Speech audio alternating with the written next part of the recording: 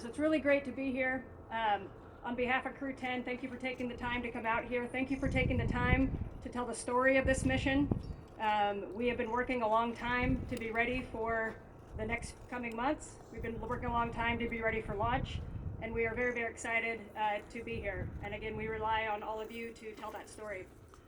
So Reagan briefly introduced my crew, but just one more time to my left, this is Takuya Onishi. He's one of our mission specialists, an astronaut from the Japan Aerospace Exploration Agency.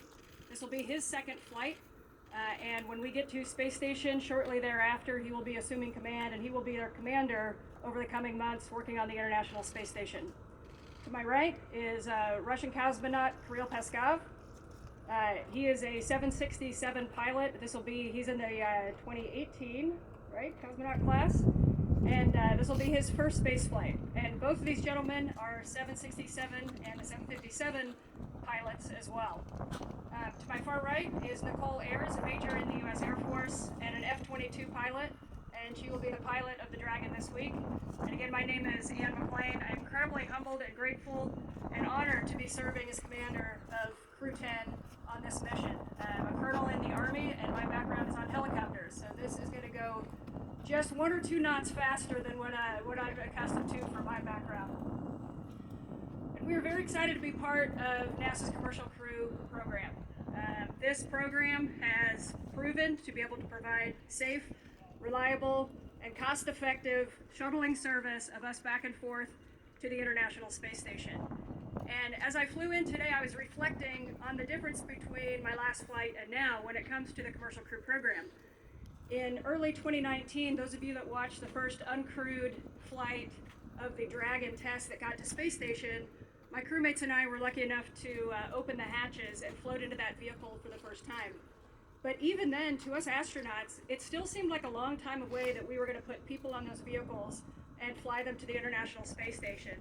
And it's only been 6 years. And this is our 10th operational mission for the Commercial Crew program. That is absolutely incredible to me.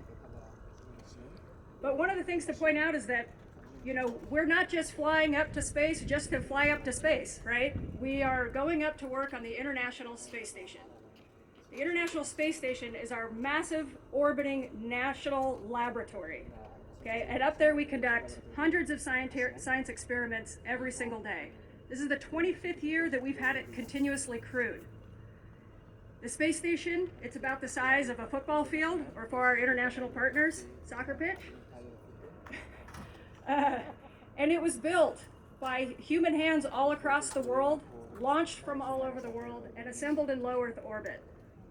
And that is just phenomenal to me if you just think about the scale of what we're doing up there. And it takes a full crew to continuously crew the space station, both for science and for maintenance.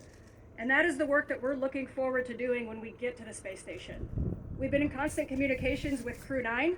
Crew-9 has been doing this spectacular mission for the last 6 months. Butch, Sunny, Nick, and Alexei, they've been conducting science, maintenance, and they've been keeping the station running, and we're ready to high-five them, bring them home in the coming weeks. The International Space Station is really an asset for humans all across the world. It provides us a unique vantage point from which we can observe our own Earth. It provides us a unique environment for science investigations, like in microgravity and in harsh conditions with radiation. But I want to say that the International Space Station really operates under the mission that NASA set forward, which is to be for the benefit of all. This is not for the benefit of our crew. It's not for the benefit of any one country. It is for the benefit of all. The space station and our mission is just as much about the 20-year-old college student in Africa as it is about the teenager growing up in India, looking up at the stars, and all of us. It is not just our mission, it's your mission too. Some of the things that have come out of space station in the last 25 years. If you or a family member are impacted by Parkinson's disease, then you have benefited from the research on the space station. If you know somebody that's going through cancer and receiving immunotherapy, Keytruda, then they have benefited from the experiments that we do on the International Space Station. If you've had LASIK surgery, if you suffer from osteoporosis, then you have benefited from the research on the space station. If you've ever watched your evening news as a hurricane approached the coast of California, and you've seen a picture that looks like you took it from your telephone, okay, that's the International Space Station bringing that to you. So it is an incredible research platform. We are very excited to take part in a couple of those experiments, some materials experiments looking at materials flammability for deep space exploration. We're continuing some really fascinating research using crystals for Parkinson's research. And we're doing more experiments on the human body to understand how long duration flight impacts us so that we can continue to push. But again, I want to remind us that everything we learn on the space station, it's not kept a secret. It is for all of you. And I encourage you to go on the website, look at the NASA websites out there, and see just how much it's impacting your day-to-day lives. And it's really humbling for me and for our crew to get to be part of this amazing mission. You know, if you want to go fast, you go alone. But if you want to go far, you go together.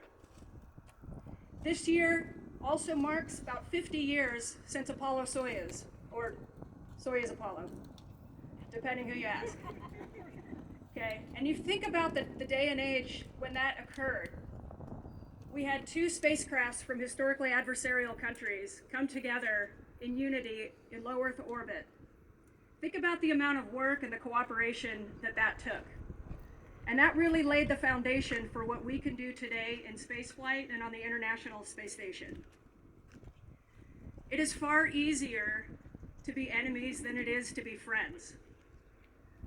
And it's far harder to build partnerships and build relationships than it is to break them.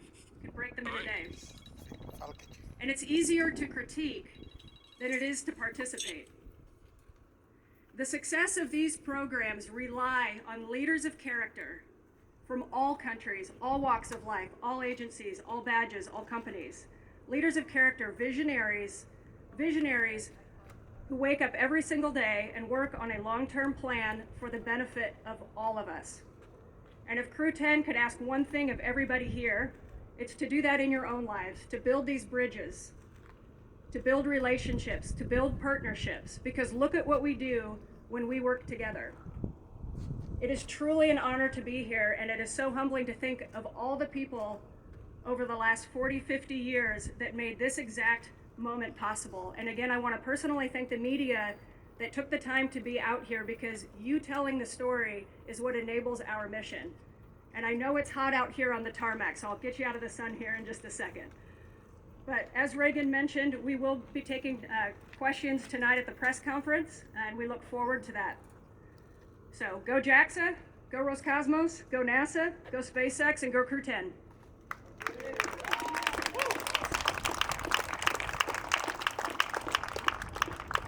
All right, thank you so much.